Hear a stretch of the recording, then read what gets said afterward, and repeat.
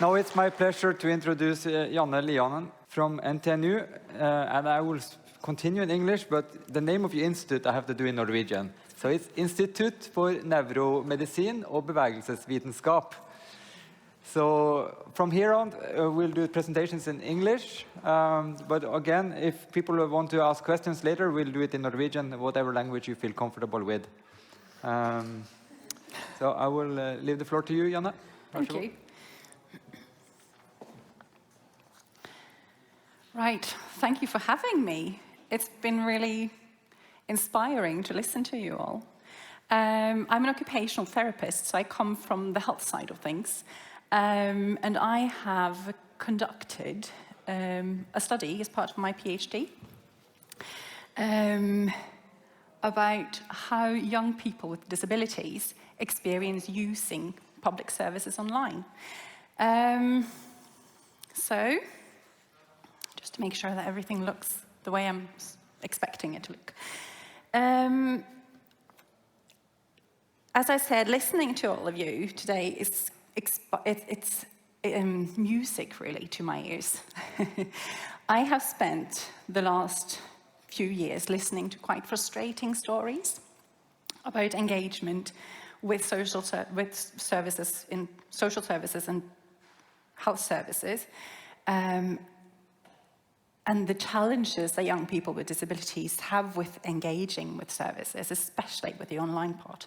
And what strikes me is how these challenges can be dealt with by the young people with disabilities being able or being allowed to share their experiences with us, and for professionals to build upon these experiences when creating online services, to take a larger or maybe even more systematic take on it than what is common practice today. So, I am here to present more of the user perspective on things rather than the design aspect. So pardon me for not actually having every terminology bit correct. I am doing my best, but please ask questions if anything's unclear. So,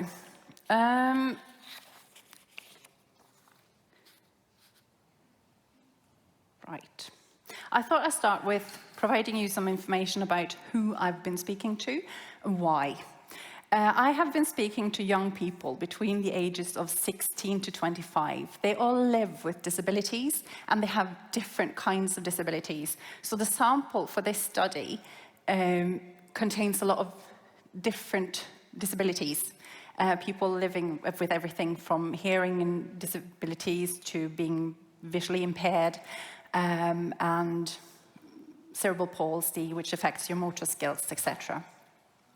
And what I've been asking them is how they engage with services and focusing on what they use as the first point of contact and how they find out about where do I go to find help with what I need to find help with. So often they access services online through web pages and public health records. And for some of the young persons in this study, they also use the Norwegian Welfare Services web pages and the activity plan within that. So for many of them, navigating services and being independent in looking out for their own needs also means that they have to navigate huge amount of information online. Things like how do I go about solving a problem that I have? Who do I contact? Where do I get referrals to hospitals? Who am I supposed to talk to about getting the right equipment that I need to be able to continue my studies or to be able to get to work? Where do I find the right form to apply for these things? And how do I book an appointment with my GP? I mean, these are all recognizable issues for every single one of us, but for young people, these are first-time experiences for many of them. And they are also having a challenge by being disabled, which means that some of them actually had problems using the pages and using the technology that they need. So this hampering by accessibility issues is what I wanted to talk to you about today. I have attached a photo here. I like this photo. I think it says something about issues with accessibility. This is a type of rock.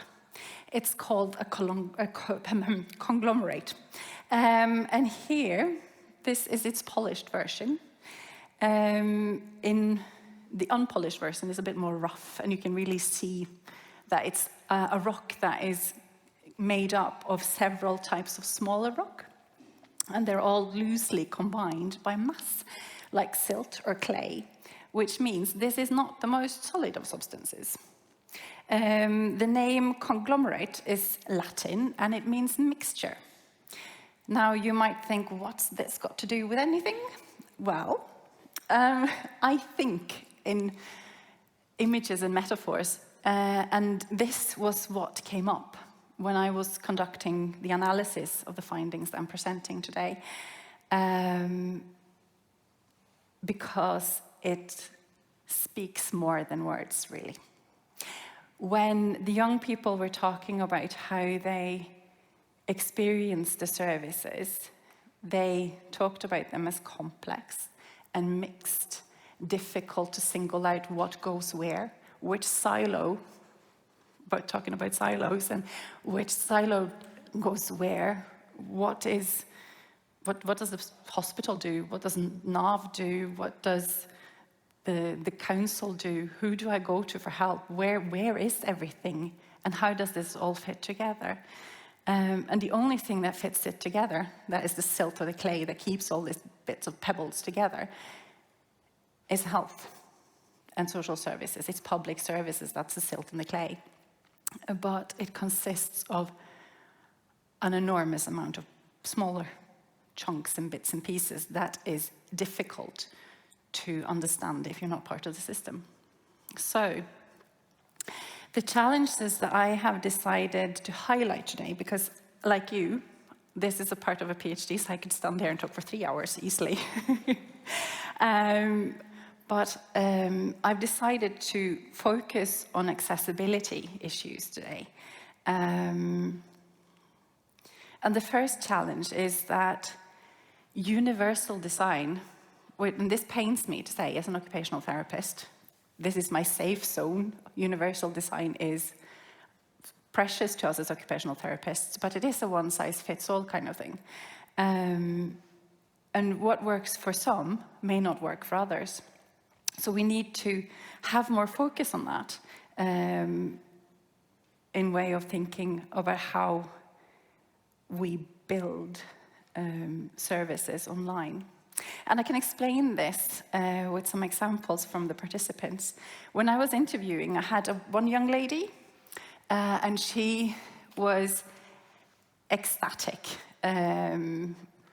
She had great experiences with being able to book appointments online with her GP. She had severe hearing difficulties. She couldn't make calls. If she called the doctor by the phone, she wouldn't be able to hear what they were saying. Whereas if she used the online access, find an appointment, pressed bestill, and then she had an appointment and she got the message in writing. For her, this was brilliant. However, for another participant, actually quite a few of the others, they found this frustrating beyond belief. And that was because they were blind or severely impaired. And basically, when services lowered the threshold for some, it increased the threshold for others.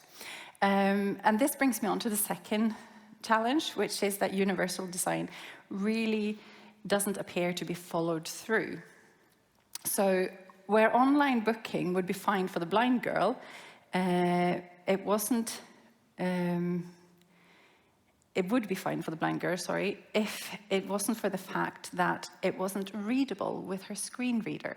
So the technical aid that she used to be able to read web pages, for instance, it didn't read the page.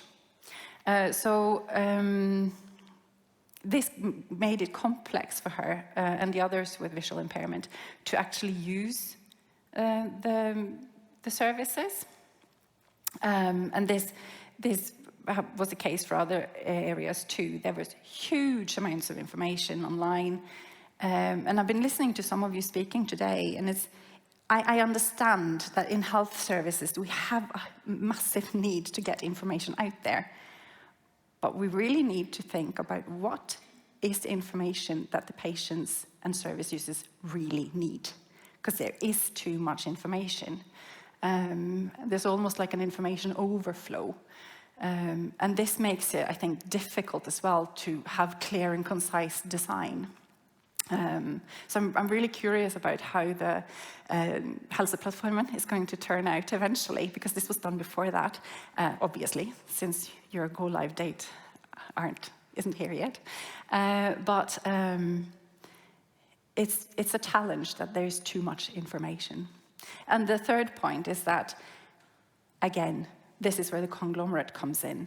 One service, one design. Another service, another design. So the web pages and the platforms, they all have different ways of accessing them. They have different designs, and they use different language. So it doesn't follow through. So when you got used to using one page and you start using another, you get lost again. So it's like an information overflow out there that makes it complex for the persons that I have interviewed to use the available technologies. Also, there's something else I want to say, and that is, and I've been going back and forth, should I say this? And I've not attached it to the presentation because I feel you a bit before I do. There is actually a need, I think, to start treating the online provision of health services as an actual part of health services, not just as an information bit. Thank you. I needed that nod. So my reflections regarding this is that, well, where do I even begin? I stated earlier in this presentation that I haven't got any solid answers to this. I come from the health side. I have spoken to people with disabilities and what they think their needs are. But what I have seen from conducting this study is that in order to deal with accessibility issues, the online services need the eyes of the user. So it really needs to involve young people, or unge funkiser, as they call themselves, young people with disabilities. They need to be more involved in making the services, and they need to be involved in larger parts of the process. So really, they need to be involved in a more systematic way. And there is a change, there's a demographic change here that we need to address, and that is that young people with disabilities live ordinary lives. This is a change, luckily, that has come from sets of different reasons. First of all, we have better treatments, so more people survive, but we also know that just because you have a functional variation doesn't mean that you are not allowed to be a full participant of society. So I'm not used to speaking for 15 minutes. I still got more stuff here. So we need to address this demographic group, involving them to a much larger extent than we do today, and make the design with them. And I thought I should just briefly mention that at NTNU, there's a research project that is inviting ambassadors to be part of creating solutions to the accessibility issues that young persons with disabilities have in accessing higher education. And I thought that really this is what we need to do in health services as well, because we are designing services for people who are going to use these services for the entirety of their lives. So by including them, maybe they can actually be part of creating solutions to all these accessibility issues that we have, because together they actually have skills and knowledge that can help us when designing more accessible services. That was the brief version. Thank you.